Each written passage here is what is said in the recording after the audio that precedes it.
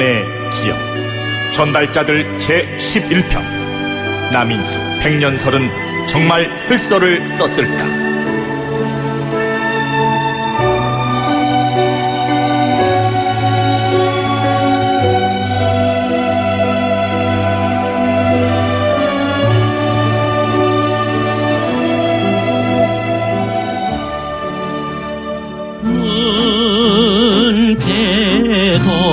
번지수도 없는 즈막에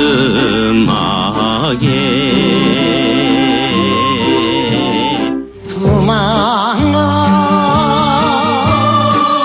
눈물에 놓였는데 사고 쌍코동으로 연락선은 떠난다. 찰가슴 자리서 눈물 젖은 손수건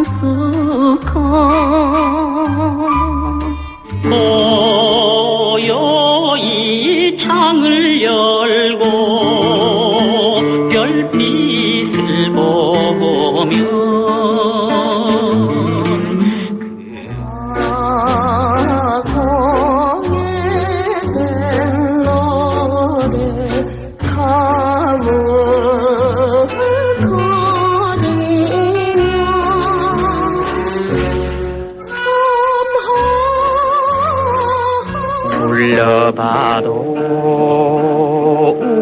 울어봐도 모두 실로머님을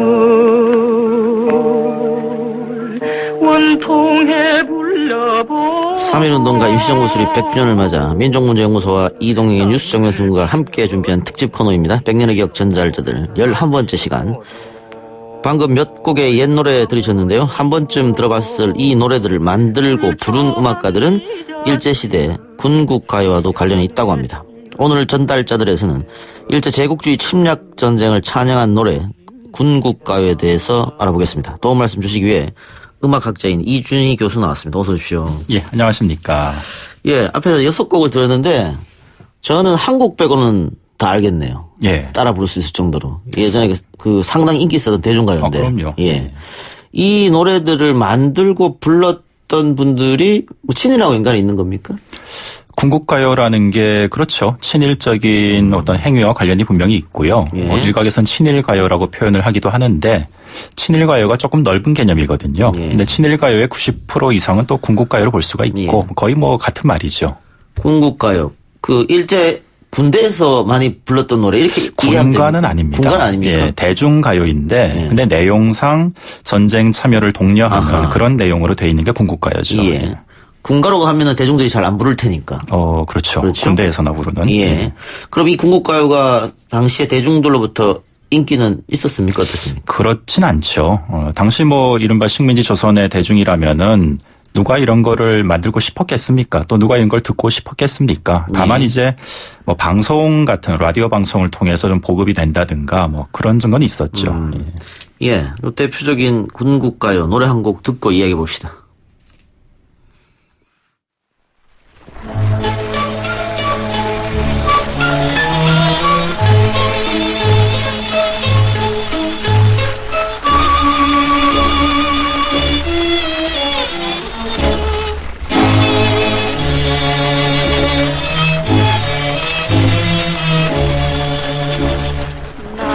나라에 밭이 파고 키운 아들을 빛나는 싸움 걸어 배웅을 할 때 눈물을 흘릴 소냐 웃는 얼굴로 깃발을 흔들었다 새벽 정거라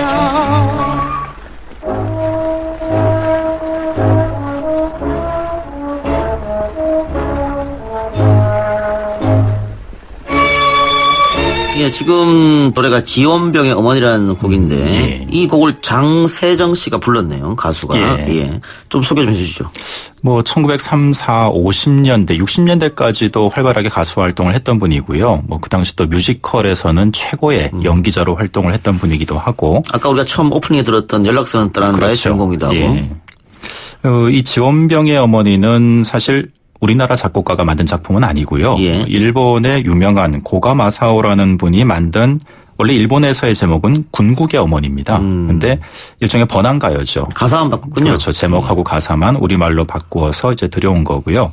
이 노래가 발표되던 1941년 이때만 해도 그래도 군국가요가 그렇게 많지는 않았습니다. 그런데 41년 12월에 태평양 전쟁이 이제 발발하잖아요. 그래서 예. 그 이듬해인 1942년부터는 한국 대중가요계에 뭐 능력 있고 또 유명한 인지도 높은 작가나 가수들은 거의 다 이제 군국가요와 관련을 있다. 그렇죠. 예. 예. 이 지원병의 어머니 가사를 보니까 나라에 바치고 키운 아들, 뭐 기운차게 떨어지는 붉은 사쿠라, 죽어서 돌아오는 너를 반기며 지원병의 어머니는 자랑해주마. 군대로 이제 가라는 얘기겠죠, 어머니는. 죽어서면 그러니까 오히려. 사실 그 당시 어머니가 누가 그러겠습니까? 그렇죠. 많은 예, 예. 노래로는 어차피 이제 프로파간다니까요. 이런 표현이 등장을 하죠. 예, 예. 예, 다음 들을 곡은요. 아들의 혈서라는 곡인데. 예. 이게 군국가요 중에서는 그나마 살아남은 노래입니다. 그렇습니까? 이게 6.25 때 불렸거든요. 6.25 때요? 가사를 또 바꿉니다. 예. 그런데 이게 굉장히 유명한 작곡가 박시춘 작곡의 백년설 예. 노래입니다. 예, 우리가 굉장히 귀에 익은 분들인데. 그렇죠. 다 유명한. 듣고 오죠.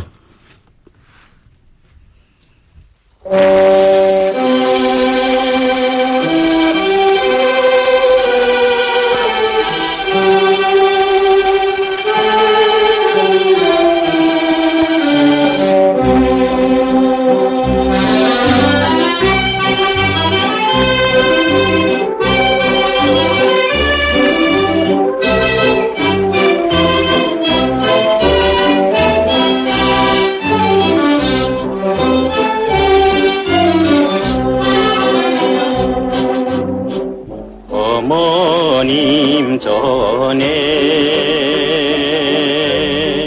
이거를 수 없노니 병정이 되온 것도 어머님은 해 나라에 바친 목숨 환고 향하올 적엔 쏟아지는 적탄 날에 죽어서 가오니다.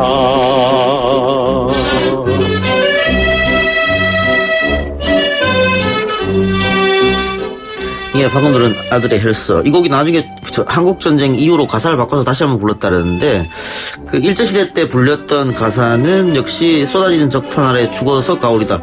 일제를 찬양하는 그런 노래일 수도 있겠네요. 근데 6.25 때도 가사는 거의 비슷한데요. 거의 비슷한데, 예. 근데 식민지 냄새가 나는 단어를 그 6.25 상황에 맞게 몇 단어만 살짝 바꿔서, 그러니까 전쟁 나고는 바로 부를 노래가 사실 마땅히 없었으니까 잠깐 이런 노래도 재활용이 됐던 거죠. 예. 또. 예.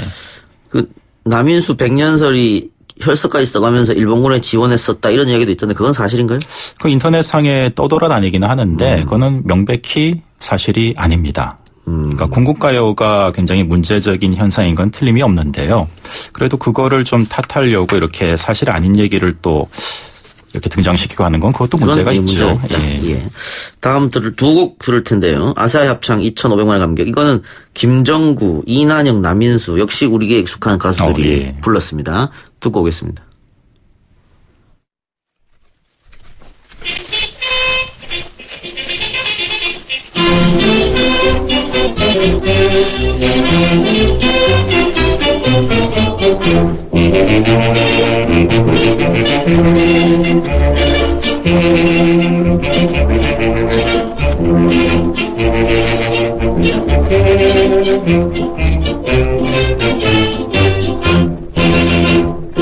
우리 둘의 마음이 화살이 되고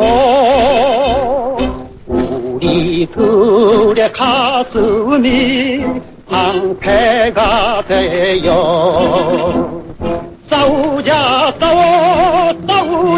싸워 대동아의 꽃밭에 열매가 열릴 때 노래하자 춤추자.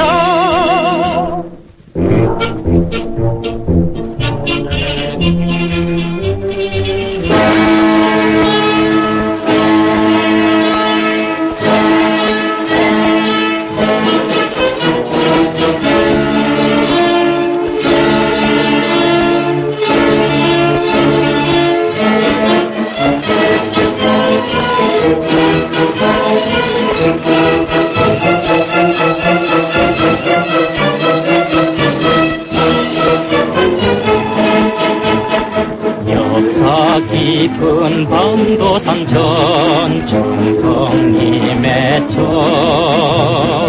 영광의 날이 왔다 광명이 왔다 나란 그러심을 감히 받들어 힘차게 나가자 2500만 감격의 피 끓는 2500만 감격의 피 끓는 2500만. 예, 김정구 그리고 이단영 남인수가 부른 노래 두 곡 듣고 왔는데 제목이 아시아의 합창 2,500만의 감격입니다. 제목만 들어도 어떤 곡인지 감이 오는데. 그렇죠. 특히 이제 2,500만 감격은 원래 조선에서는 식민지 조선에서는 징병을 실시를 하지 않았거든요. 예. 그러다가 전쟁 막판에 이제 자원이 없으니까 징병제를 실시를 하게 되는데 예. 그 기념으로 만들어진 그런 노래이기도 합니다. 예. 자, 그러면 이 노래를 부른 김정구, 이난영, 남인수 이런 사람들이 일제에 협력했다 이렇게 봐도 되는 겁니까? 뭐 결과로 보면은 협력이죠. 예, 군국가요를 만들고 뭐 부르고 한 건 사실이니까. 근데 다만 일반적인 그러니까 대중예술가와 그러니까 저는 이제 작가 예술이라고 표현을 하는데요. 예. 이른바 뭐 홍남파, 현재명, 이광수 같은 그런 문단과 악단의 명사들과는 좀 분리해서 볼 필요도 있겠다는 생각은 합니다. 예. 대중예술은 철저하게도 분업화되어 있는 그런 분야니까요. 또. 예. 예. 그런데 지금까지 네 곡의 군국가요를 들어봤는데 빠지지 않는 사람이 조명암. 작사에 그렇죠. 다 조명암입니다. 그리고 작곡은 박시춘. 예. 이 두 사람이 유독 많이 이런 노래를 만든 이유가 어디 있을까요? 일단 두 분이 기본적으로 그 당시에 작품 자체가 많아요. 그런데 조명암이란 특히 작사가는 좀 문제적인 인물이긴 한 게 군국가요인지 아닌지를 판별할 수 있는 건 멜로디보다는 가사거든요. 그렇죠. 사실은. 예. 예. 근데 지금까지 확인된 노골적인 군국가요 가운데 한 3분의 2가 조명암 가사입니다. 예. 그러니까 좀 너무 많이 쓰긴 했죠, 이분은. 예. 예. 그러니까 너무 많은 그 친일 노래라고 할 수도 있겠죠. 예. 그런 노래 작사를 했기 때문에 친일 인명사전에 뭐 오른다 올라갔고 이런 얘기 있었고. 근데 조명암이라는 분은 또 해방 이후에는 월북을 하게 되거든요. 예. 북한에서도 뭐 80년대, 90년대까지 활발하게 활동을 했고 시작 활동을 했고 굉장히 좀 고위직을 역임하기도 했고 예. 뭐 좀 여러모로 문제적인 인물입니다. 예. 우리가 흔히 북한은 남한보다는 친일파들을 많이 제거했다 이런 얘기를 합니다만은 지금 조명 같은 사람 보면 꼭 그런 것도 아닌 것 같네요. 예, 제가 보기엔 별로 그런 것 같지는 않고요. 예. 그래요. 예. 박시춘은 어떻습니까? 뭐 박시춘 선생도 한국 대중가요사 특히 1950년대 이전은 이분을 빼고는 이야기할 수가 없죠. 예. 뭐 굉장히 많은 좋은 작품들을 발표를 했고 그러니까 작곡가로서의 위상 틀림없고요. 예. 업적도 분명히 있습니다. 근데 예. 이제 공은 공이고 또 과는 과니까 예. 그렇다고 해서 군국가요의 과를 덮을 수는 없는 거죠. 또. 예. 예. 분명 해방 후에 뭐 뛰어난 음악가고 이분을 빼놓고는 한국 대중가요를 얘기할 수 없는 건 맞습니다만 해방 전 행적은 분명히 비판받을 부분은 있다. 그렇죠. 예.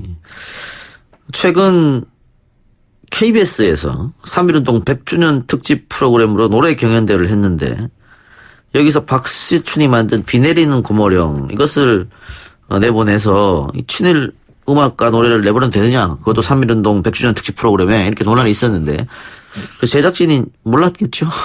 근데 저는 뭐 문제라면 문제인데 네. 문제가 크게 될 게 없겠다 싶기도 했고요. 일단은 비 내리는 고모령은 군국가요하고는 전혀 관계가 없고 나중에 만들었으니까. 예, 그렇죠. 그리고 또 박시춘이 군국가요를 만든 건 사실이지만은 그렇다고 해서 친일 뭐 작곡가 이런 식으로 붙이는 거는 또 맞지는 않거든요. 예. 어쨌든 뭐 불편한 분들도 있긴 있을 겁니다. 예.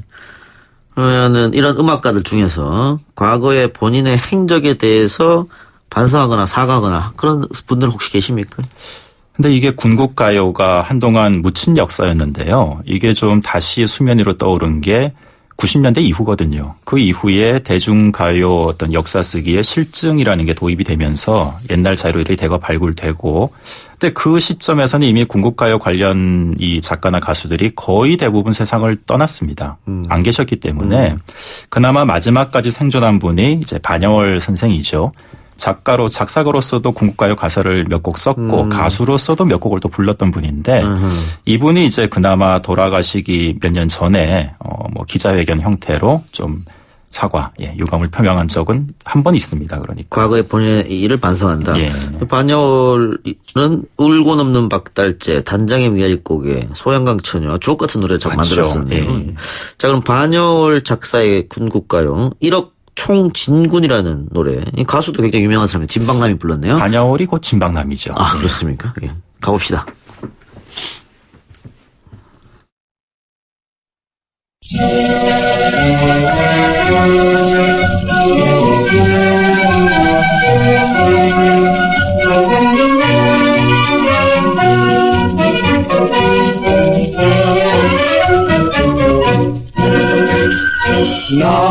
나가라 결전이다 일어나거라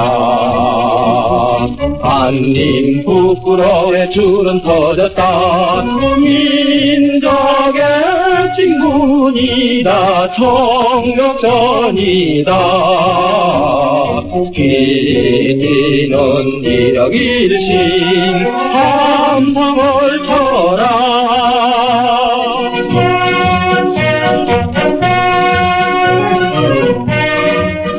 1억 총진군.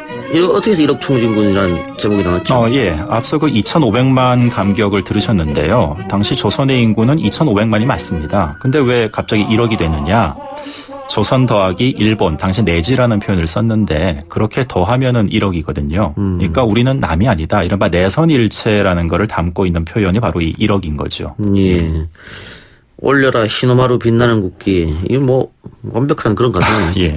반야월 선생 뭐 생전에 나름 해명에 따르면은 녹음하러 일본에 갔더니 본사에서 신문 뭉치를 던져주면서 이런 기사를 참고로 가사 하나 빨리 좀 써라. 그래서 대충 보고 썼다. 뭐 이런 얘기도 있긴 있습니다. 또. 그래요. 어쨌든 뭐 식민시대에 목숨 바쳐 독립운동 한 분들도 계시니까 그런 분들하고 비교하면 좀 아쉬운 점 당연히 그렇죠. 말할 수 있겠죠. 예. 자, 오늘 함께 들은 5곡 말고도 이 군국가요 작품들이 상당히 많다고 하는데 이준희 교수님은 민족문제연구소와 함께 군국가요 40선 제작에도 참여했다고 제가 들었는데 예. 우리가 왜 이런 노래들을 기록해야 되고 알아야 하는지 그 이유를 좀 설명해 주시죠. 역사라는 게 뭐 빛이 있으면 당연히 그늘 어둠도 있는 것이고요. 예. 그걸 하나 뭐 빼고 간다면은 온전한 역사가 될 수가 없죠. 군국가요라는 것도 그런 의미에서 있는 그대로 일단 밝힐 필요가 있고요. 예. 그에 대한 비판도 뭐 아울러서 함께 이루어져야 되겠고. 근데 선결돼야 될 것은 예. 역시 자료의 발굴과 정리죠. 그렇겠죠. 예. 예.